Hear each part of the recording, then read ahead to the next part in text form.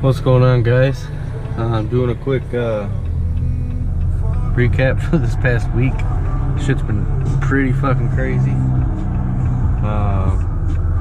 Start out with this stacked fight card, and then Conor McGregor goes and throws a dolly through the window of a bus, and the card gets pretty fucked.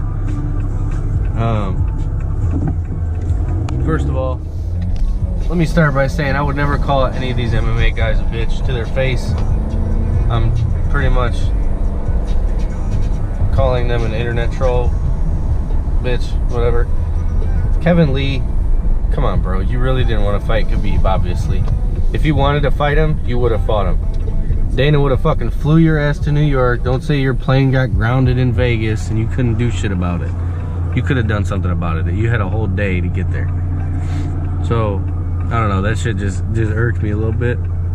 Because you know damn well if somebody really wanted to fucking step up and fight Khabib, they would have done it. Plus you got beat by Ferguson. I mean, personally I think Ferguson had a real good shot at beating Khabib, but that's just my opinion.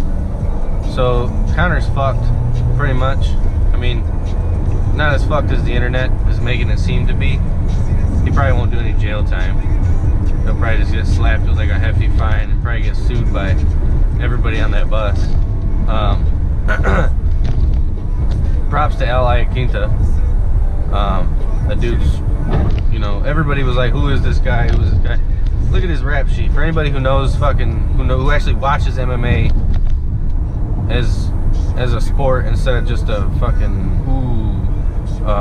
you know, Floyd Mayweather's fighting Conor McGregor, I'm gonna watch. Now I'm an MMA fan. Yeah, if you follow MMA and you watch it, L.I. Quinta's beat some pretty good dudes. I'm not saying he's, you know, he's not on Ferguson or, you know, any of those top 5 guys level, but he's definitely top. I'd say he's a top tier. He's not just some chode.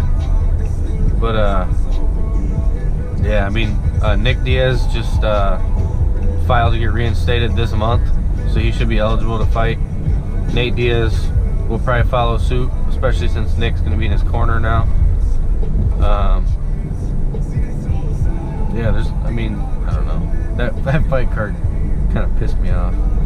It was setting up to be so good, but now Pettis, you should have fought Khabib. I know Uncle Dana wouldn't pay you, but I mean, dude, I don't know.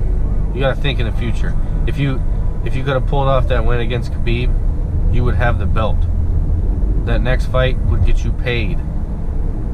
You'd be setting yourself up for a good payday, instead of nickel and diamond asking for a huge payday right now.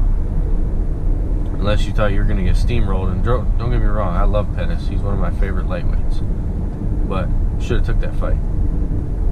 I figured Cowboy would step up too. But whatever. He can't take every fight on short notice. So yeah, I don't know. We'll see what happens with Conor. And then there's a lot of these rumors going around, which apparently they're not just rumors. They're talking about Floyd fighting Conor in an octagon with 4-ounce gloves, no kicks and no takedowns, and no shoes. Motherfucker, that's just a boxing match with 4-ounce gloves. If Conor signs that or already signed it, you're an idiot, because you're gonna lose 100%. So we'll see what happens. I don't know. Conor might be looking at it as a payday, but I look at it as I don't know. You're doing the same fucking thing you just did in the boxing ring, except for this time you're probably gonna go to sleep. But yeah, comments, ideas, debates, put them in the comments.